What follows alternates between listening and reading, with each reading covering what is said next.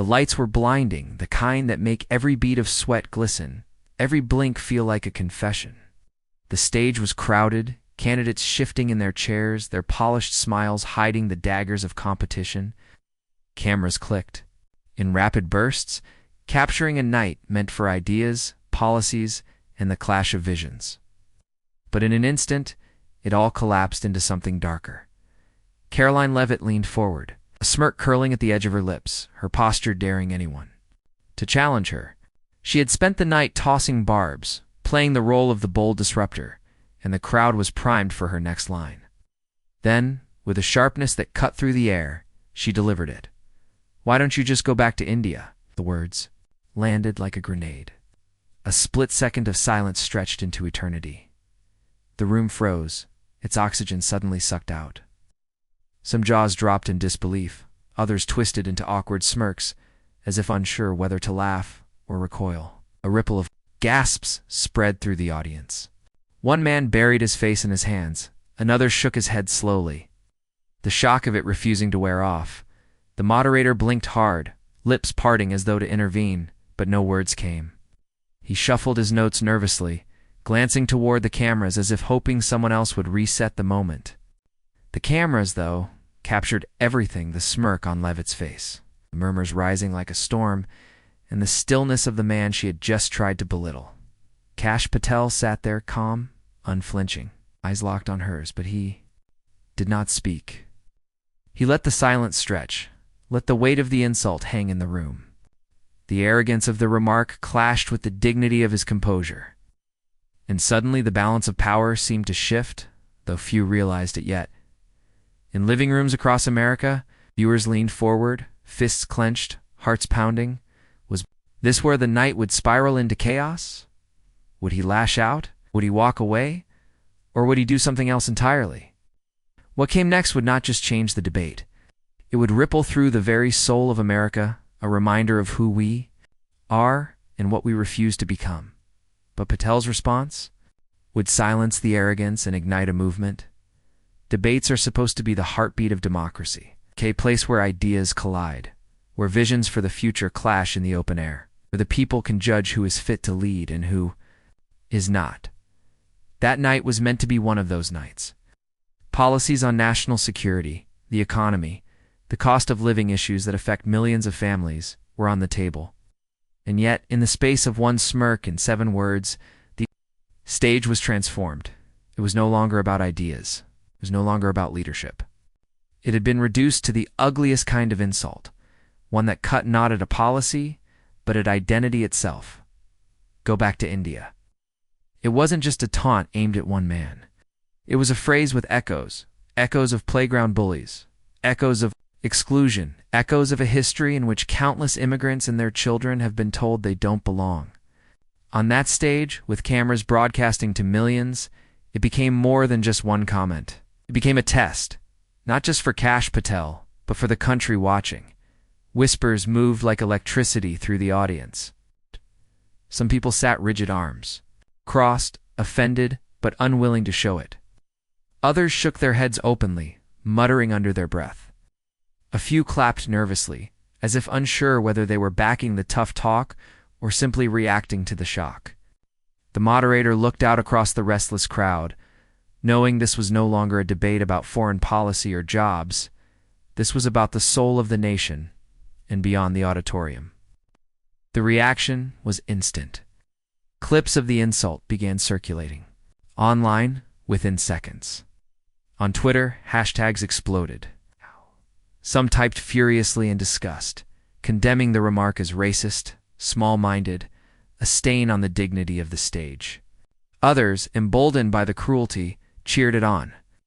The country was dividing in real time, its anger, its shame, and its pride all spilling out into the digital ether. Because this wasn't just a jab at Kash Patel, it was a jab at anyone who had ever been told they weren't American enough, that their roots disqualified them from belonging, that their service or sacrifice could never erase the color of their skin or the accent of their parents. For millions watching, it was personal. And yet, in that moment, the man at the center of it all didn't flinch. didn't let the words draw him into rage. His calm silence became its own kind of defiance, a refusal to grant the insult, the indignity of a knee-jerk reaction. Most people would have cracked under the weight of such venom. Most would have snapped back, stormed off, or faltered under the humiliation. But not him. Not Kash Patel. Because what the audience didn't yet know was that this was not the first time he had been underestimated, dismissed, or attacked for who he was. And every time before, he had found a way not just to withstand it, but to turn it back on those who tried to break him. This moment would be no different. And so, as the room held its breath and America waited for him to speak, a question lingered in the air. Who was this man who refused to be shaken? To understand why Patel's response carried such power, we must first understand the woman who hurled the insult. Karoline Leavitt didn't stumble into politics. She charged into it. Young, ambitious, and determined to carve out a place for herself in a crowded field of right-wing firebrands, she made her name not through policy mastery or visionary ideas, but through attitude. Brash, combative, and unafraid to embrace controversy. Leavitt quickly cultivated a persona that thrived on confrontation. For her supporters, she was the unapologetic fighter who told it like it is. For her critics, she was something else. Entirely a provocateur who confused cruelty for courage, her rise was meteoric, fueled by cable news appearances and sound bites designed to go viral. She knew exactly how to bait her opponents and how to rally an audience that fed on outrage. Each headline, no matter how negative, was a victory. Each backlash only confirmed her brand, a young patriot standing up to what she portrayed. As the woke establishment, she wore the label of disruptor proudly, presenting herself as the antidote to political correctness, and the voice of an America she claimed was under attack. But beneath the rhetoric, contradictions loomed. She wrapped herself in the flag, championing herself as the embodiment of patriotism. Yet her words often revealed a startling disregard for the very people who make up the fabric of that flag. She spoke of unity, but trafficked in division. She promised strength, but resorted to insults. And in moments like the one on that debate stage, the mask slipped entirely. For all the talk of defending America, she reduced a fellow American to his ancestry, to a caricature, to someone she thought could be dismissed with a single xenophobic jab. This was not the first time her arrogance had bled into recklessness. She had sparked headlines before with incendiary remarks, belittling opponents not for their policies but for their identities.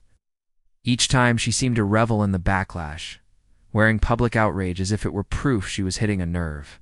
To her, the angrier her critics became, the more validated she felt.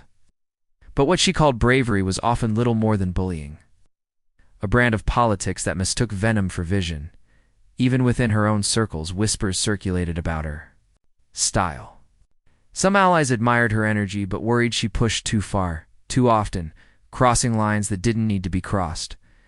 She dismissed those concerns, insisting she was simply unfiltered, simply real. Yet the pattern was clear.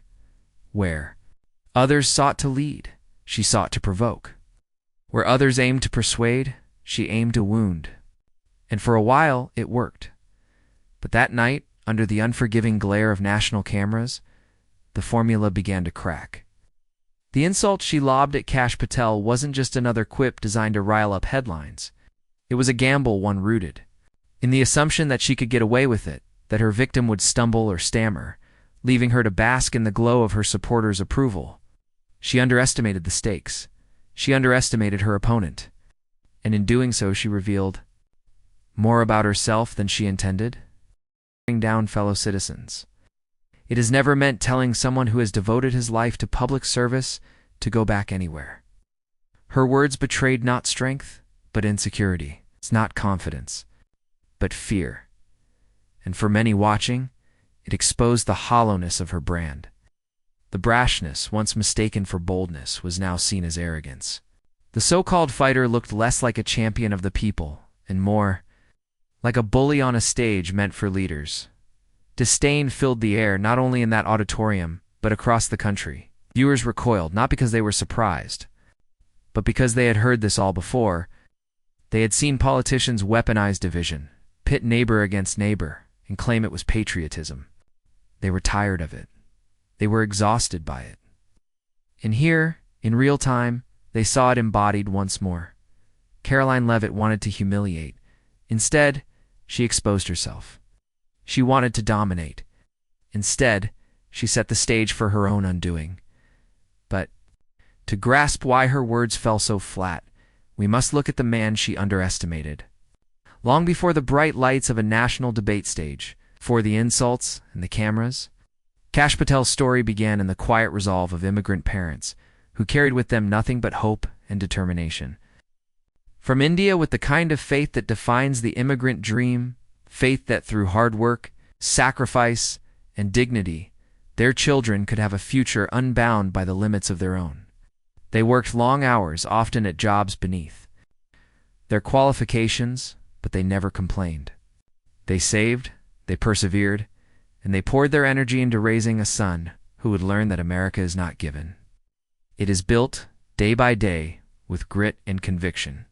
Kash grew up watching that sacrifice shape every corner of his life. Saw how his parents navigated the double burden of survival and belonging, providing for their family while enduring the quiet sting of being told again and again that they were outsiders. And yet, through it all, they never let bitterness take root. Instead, they taught their son to believe that America was big enough for everyone, that dignity mattered more than insults, and that service was the highest form of gratitude to the country that had given them a chance. Those lessons became Kash's compass. He studied with intensity, pushed himself further than anyone expected, and carved a path into law. Not just any law, but the kind of work that demanded courage. As a federal prosecutor, he took on cases that required toughness and principle, standing for justice even when it was unpopular, even when the obstacles loomed large. His colleagues noted his calm under pressure, his ability to cut through chaos with clarity. He wasn't the loudest voice in the room, but he was the one people listened to when it mattered most. From the courtroom, his service extended further, pulling him into the heart of national defense. As an official in the Department of Defense, and later as a trusted advisor, he carried responsibilities that touched the security of the nation itself. It was not glamorous work. It was not work that came with applause. It was work that mattered. Decisions made in quiet rooms, long nights of analysis, endless preparation to keep the country safe. In those roles, Kash Patel proved that patriotism isn't about waving a flag louder than anyone else. It is about doing the hard, often thankless work of protecting the freedoms that flag represents. And with each step forward, the attacks followed. His loyalty was questioned. His heritage was used against him. The same whispers that had haunted his parents found their way to him. Suggestions that he was somehow less American, somehow not trustworthy because of where his family came from. But each time he responded the same way, with dignity. He did not snap back with bitterness. He did not let their venom define him. He simply did the work, did it well, and rose above it. That resilience became his signature. Time and again, when others would have faltered, Patel remained steady. When critics tried to smear him, he leaned into truth. When detractors tried to corner him, he used facts as his shield. And when arrogance tried to push him aside, he refused to move. So when Karoline Leavitt hurled her insult across the debate stage, it was not the first time Patel had heard words meant to diminish him. But unlike those who had used them in private, she had chosen to use them on the national stage, under the brightest lights. What she saw as a weapon, he saw as just another moment to reveal his strength. It is that composure, born from years of trial and service, that made the silence after her words so powerful. He didn't need to rush to defend himself because his life already stood as a defense. Every courtroom battle, every long night in service to the nation, every moment his parents had endured with quiet pride, all of it had built an unshakable foundation. Foundation she could not touch with a single insult. And as the audience sat frozen, as the online world erupted in outrage, Patel carried himself exactly as he always had, calm, steady, deliberate. His credibility was not in question because it had been earned in places where cameras never reached. His dignity was not shaken because it had been forged in years of pressure far greater than one reckless insult. That night, Kash Patel embodied the America his parents had believed in. Not perfect, not free of cruelty, but still capable of producing resilience, service, and honor. He was proof that Americanness is not about ancestry, but about contribution. It is not about where your story begins, but what you do with it once you are here. And as he prepared to open his mouth, as the nation leaned forward to hear how he would respond, it became clear that this was not just about defending himself. It was about showing the country what dignity looks like when it is tested, and how strength is measured not in how loudly you insult, but in how firmly you stand, armed. With experience and an unshakable sense of identity, Patel turned the tables in a single breathtaking moment. The debate stage had shifted into unfamiliar territory. What should have been a clash of policies had become a theater of tension, a duel not of ideas but of character. Karoline Leavitt leaned back in her chair after delivering the insult, her smirk unbroken, her eyes flicking toward the audience as if daring them to laugh, to applaud, to reward her cruelty. A handful of voices rose, claps scattered here and there, an uncomfortable cheer breaking through the silence. But it was far from unanimous. Many in the crowd sat frozen, staring in disbelief, caught between outrage and shock. The unease was palpable. People shifted in their seats, glanced at one another, as though asking silently, "Did she really just say that?" Some shook their heads, some looked down, while others whispered harshly under their breath. The moment stretched longer than it should, half suspended in a discomfort that no one could quite shake. The moderator, shuffling his papers nervously, cleared his throat. Let's keep this on policy, please," he muttered, but his voice lacked authority. The cameras zoomed in, catching his eyes darting from Leavitt to Patel, searching for a way to reset the tone of the night. But he couldn't. Take the words back. They were out there now, hanging heavy in the air, impossible to ignore. Patel, meanwhile, sat composed. Not a flinch, not a twitch betrayed what he might have been feeling inside. His hands rested calmly on the table. His posture remained steady, unshaken by the venom meant to unseat him, magnifying it into stillness, magnifying it into something larger than the moment, a portrait of control. Leavitt wasn't finished. In the face of insult, she pressed forward, emboldened by her own audacity. "You talk about serving this country, but how can Americans trust someone whose roots aren't even here? How can we be sure where your loyalty lies?" Her words carried the sharpness of accusation. Behind them was a desperate energy, a need to push, to provoke, to make him break. A ripple of reaction swept through the crowd again. This time the discomfort grew heavier. It wasn't just rude. It wasn't just mean. It was ugly. One woman in the audience mouthed "unbelievable" to the person beside her. A man crossed his arms tightly, glaring toward the stage. And online, the comments were already multiplying. Clips of her? Words were being replayed in real time, sparking firestorms across Twitter and Facebook. "Disgraceful," one tweet read. "This is what passes for patriotism," wrote another. The court of public opinion was already convening. The moderator tried again. Let's return to the question on foreign policy," he said weakly, but no one was listening. The debate had become a showdown, and all eyes were fixed on Patel. Would he stoop to her level? Would he trade insult for insult, give her the outburst she so clearly wanted? Or would he walk away, retreating from the ugliness rather than confronting it? The tension in the room grew unbearable, every second of his silence winding the spring tighter. Viewers at home leaned closer to their screens, caught between the dread of what might come and the hope that he could find a way to rise above it. Leavitt shifted in her chair, still smirking, but there was something else now, a flicker of uncertainty in her eyes. She had thrown her punches, sharp and cutting, but the silence on the other side was beginning to feel less like retreat and more like strategy. Patel hadn't taken the bait. He hadn't risen in anger. He hadn't stumbled. He was waiting, and then, with a steady voice and piercing gaze, Patel delivered the response heard around the nation. The silence that followed Karoline Leavitt's words seemed endless.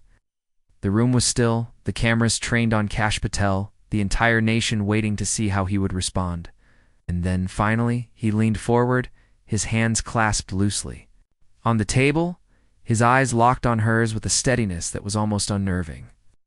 When he spoke, his voice carried not anger, but clarity. "You want me to go back to India?" he said slowly, each word deliberate, heavy with meaning. He let the statement hang for a moment, his calm tone amplifying the sting of her insult by repeating it aloud. "Well, let me tell you something about India and about America." Murmur rippled through the audience. Leavitt's smirk faltered, just slightly, her eyes narrowing as though she hadn't expected him to begin this way.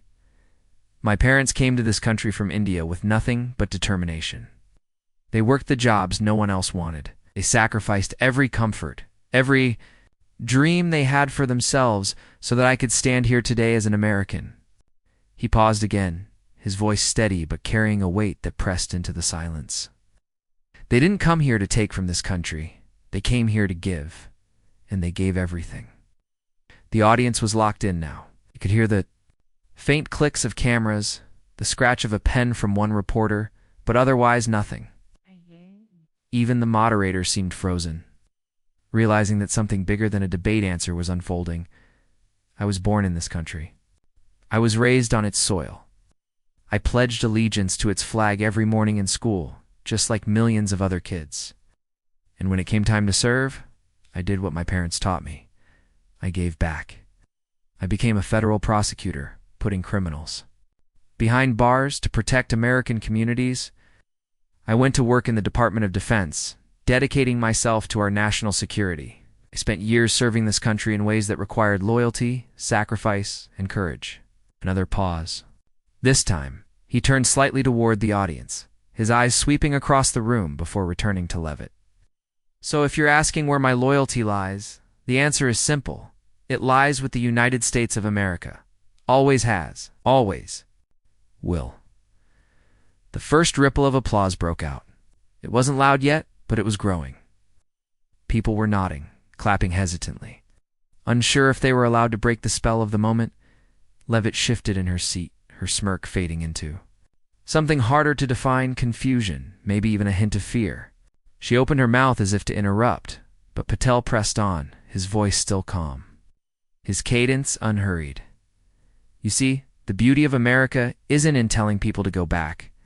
The beauty of America is that people come here from everywhere, and they build, they serve, they sacrifice. They give their children opportunities greater than their own. That is my story. That is my parents' story. That is the story of millions of Americans. And no insult, no matter how small-minded, can erase that truth." The crowd erupted, clapping louder now, some even rising to their feet. The energy in the room had shifted completely. What began as tension had transformed into vindication, a sense that dignity was winning, that something profound had just been said. Leavitt tried again, fumbling for words. "But you can't deny," she started, her voice thinner then. Before her confidence evaporating, Patel simply looked at her, the silence after her stammered doing more damage than any counter-insult ever could. He leaned forward once more, his tone even softer now, almost intimate, as if speaking directly to every American watching at home. Telling someone to go back is not patriotism. Patriotism is serving your country, defending it, and believing in its promise. Patriotism is knowing that America is stronger, not because of where we came from, but because of what we do for it, and I will never apologize for being the son of immigrants who raised me to love this country with all my heart." The applause thundered. The moderator, realizing control of the stage was gone, simply sat back and let it happen. Cameras zoomed in on Patel's face, calm, unwavering, while cutting to Leavitt's flushed, rattled, visibly shaken. In that instant, it was clear who had won. Not through insults, not through volume, but through truth, delivered with dignity. And then came the line that sealed it. The line that transformed a powerful moment into a mic drop. Patel tilted his head slightly, his gaze unwavering, and said, "If you think I don't belong here, then you don't understand what America is, because I am America. My family is America. And we're not going anywhere." The auditorium erupted. Cheers, whistles, applause shook the walls. People leaped to their feet. The energy was electric, a collective release of outrage, pride, and vindication. Viewers at home felt the chills, the goosebumps, the sense that they had just witnessed. A moment larger than politics, a moment that spoke to the heart of the nation. Leavitt, rattled, tried to regain her footing, but the damage was done. Her smirk was gone. Her voice, when she tried to speak, was drowned out by the roar of applause. What she had intended as a knockout insult had backfired completely, leaving her exposed, diminished, and overshadowed by the very man she had tried to belittle. Patel sat back, calm once again, as if nothing extraordinary had just happened. But everyone in that room knew otherwise. They had seen arrogance silenced by dignity. They had seen venom dissolved by composure. They had seen what it looks like when Americanness is defined not by ancestry but by service, sacrifice, and love of country. It was a mic drop in every sense. Cinematic, unforgettable, undeniable. But the real shockwaves didn't end in that room. What happened online turned Patel's moment into a national reckoning. The moment Patel uttered those words, "I am America, and we're not going anywhere," the room erupted. But the true eruption wasn't confined to that auditorium. It exploded across millions of screens, across platforms, across timelines. Within minutes, the clip was everywhere. Phones lit up with notifications. Twitter feeds filled with the moment on loop. TikTok edits paired his words with swelling music, the kind reserved for heroes. Memes spread faster than any campaign talking point ever could, capturing Patel's calm stare next to Leavitt's unraveling expression. The hashtag #IAMAmerica trended within an hour. Thousands of users shared their own stories beneath it. Children of immigrants, veterans, teachers, nurses, each proclaiming their pride, their roots, their service. My parents came from Mexico, worked 2 jobs their whole lives. I am America. My grandparents fled war in Vietnam. I became a doctor here. I am America. My father drove a taxi for 30 years so I could become a lawyer. We are America.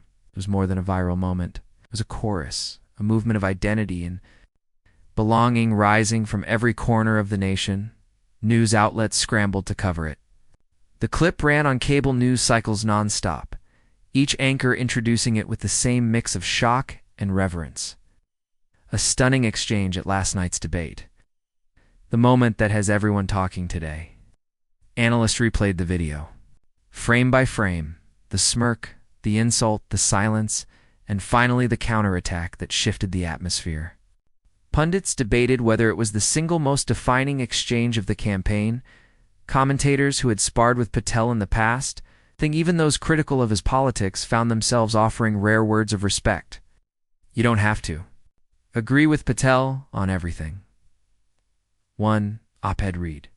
To recognize the dignity with which he handled one of the ugliest insults we've seen on a national stage, across the spectrum, there was acknowledgement. He had risen above, and in doing so, he had captured something universal. Celebrities joined in, amplifying the moment to audiences who might never have tuned into a debate otherwise. An Oscar-winning actor tweeted the clip with the words, "This is the America I know." The Grammy-winning singer posted, "Dignity beats hate every time." #IamAmerica. Athletes shared it. Influencers stitched it into their videos. Suddenly, Patel's words weren't just a response to an insult. They were a rallying cry. Politicians weighed in too, some with condemnation, others with thinly veiled excuses. But the tide of public opinion was clear. Across party lines, many ordinary Americans rejected Leavitt's insult as beneath the dignity of the nation. Her attempt at dominance had backfired so completely that even allies hesitated to defend her. She became the face of the very arrogance Patel had dismantled, while he emerged as the face of resilience. And then there were the ordinary people, the heart of the reaction. Parents sitting at dinner tables replayed the clip for their children, using it as a lesson in dignity. Teachers played it in classrooms as an example of standing firm in the face of prejudice. Communities gathered online, their comments filled with pride. Finally, someone said it. "This is why my parents came here. This is who we are." It felt cinematic because it was cinematic. The kind of scene that writers could spend months trying to script but never match. The insult. The silence. the reply that turned an attack into an anthem. America had seen countless debates before, countless clashes of ego and insult, but this was different. This was not politics as usual. This was a moment where the cruelty of division was confronted head-on. And dignity won. The energy spread beyond the digital realm. Patel's words were quoted on protest signs, printed on T-shirts, turned into murals in city neighborhoods. In immigrant communities, they became a point of pride. In homes where families had endured generations of being told to go back, the phrase, "I am America," became a defiant, joyous affirmation. For Leavitt, the fallout was brutal. Every attempt she made to spin the moment only dug the hole deeper. Each excuse sounded hollow next to the replay of Patel's composure. While her supporters tried to rally, their noise was drowned out by the overwhelming roar of people who saw the insult for what it was: arrogance stripped bare. What began as a debate exchange had turned into something far larger, a ripple that became a wave that became a movement. And in that movement, millions saw themselves reflected. Patel had not only defended his own dignity, he had defended theirs. But beneath the headlines, a deeper lesson was emerging, one Patel himself made clear in the aftermath. In the days after the debate, Patel chose not to gloat. He didn't bask in the viral fame or the endless replay of his takedown. Instead, when he finally spoke at length about what had happened, his tone was steady, reflective, and deeply American. He reframed the insult not as an attack on himself alone, but as proof of a test this country has faced since its very beginning, a test of dignity. Who gets to be counted as fully American? He told a story about his parents, about the long nights they worked, about the countless small sacrifices that never made headlines but built the foundation for his life. That insult wasn't just about me, he said. It was about every family who came here believing in the promise of America. Every child who grew up hearing that they don't belong. Every service member whose name might not sound like Smith or Johnson, but who wears the same uniform, fights for the same flag. That moment on stage was a reminder. America tests us, but dignity's how we pass. The crowd that gathered to hear him speak was quiet, listening not for a punchline, but for a lesson. He spoke of patriotism not as a weapon to divide, but as a duty to serve. True patriotism isn't about where your parents were born, he declared. It's about what you give back, what you build, what you defend. My family didn't just come here, invested everything in this country. We believed in it so much we staked our lives on it. That's what America is, the belief that no matter where your story begins, it can find its purpose here. His words carried the weight of lived truth, and they lifted those listening into something higher than politics. They reminded people that the measure of a person is not their ancestry, but their actions. It's not the insults hurled against them, but the character with which they respond. And in that truth, millions saw not just Patel's story, but their own. This was the moral reversal of the insult. What was meant to belittle became a platform to remind the nation of its better self. Patel's restraint became the moral victory. His dignity became the blueprint. And his refusal to return hate with hate turned a cheap attack into a timeless affirmation. Justice, respect, unity. Those weren't abstract values in that moment. They were visible, audible, alive in the way people reacted. Families repeated his words at their dinner tables. Students quoted them in essays. Communities painted them on banners. A single insult had been transmuted into a shared affirmation. That belonging cannot be dictated by arrogance. And Americanness cannot be stripped by ignorance. This was not a victory for Patel alone. It was a victory for anyone who has ever been told they don't belong and chose to stand tall anyway. It was a victory for the parents who sacrificed, the children who endured, the communities who refused to be erased. And most of all, it was a victory for the idea of America itself, that dignity and service define citizenship, more than any lineage ever could. The debate had begun as another clash of egos, another round of sound bites, but it ended as something greater. A parable of what this nation can still aspire to when arrogance is met with courage, when insult is met with integrity, when division is met with unity, and for those watching at home, one truth rang louder than ever. It began with an insult, sharp, ugly, meant to wound. Go back to India. Words designed to reduce a man's story, his service, his Americanness, into something smaller, something disposable. But what followed was proof of something greater. Kash Patel didn't answer with anger, didn't trade venom for venom. He stood firm, answered with history, with sacrifice, with dignity. And in that moment, he reminded the nation of what true strength looks like. This wasn't just a debate moment. It was a mirror held up to America. On one side, arrogance, dismissal, the hollow power of hate. On the other, composure, dignity, the unshakable truth that patriotism is measured not by where you come from, but by what you give. And when the dust settled, it was clear. Dignity triumphed. That triumph doesn't belong to Patel alone. It belongs to every immigrant family who has carried the weight of proving themselves, to every child who has been told they don't belong, and to every American who believes that unity is our greatest strength. His response wasn't just a rebuttal. It was an invitation to believe again in what America can be. And now that invitation is yours. If you believe this country is stronger when dignity wins over hate, when unity rises over division, then don't let this moment end. Here, share this story. Carry it forward. Subscribe and join this community where we refuse to let arrogance define us, and where we lift up the voices that remind us who we truly are. Because when we choose dignity, we choose America at its best. And together, we can make sure that choice echoes far beyond this debate stage.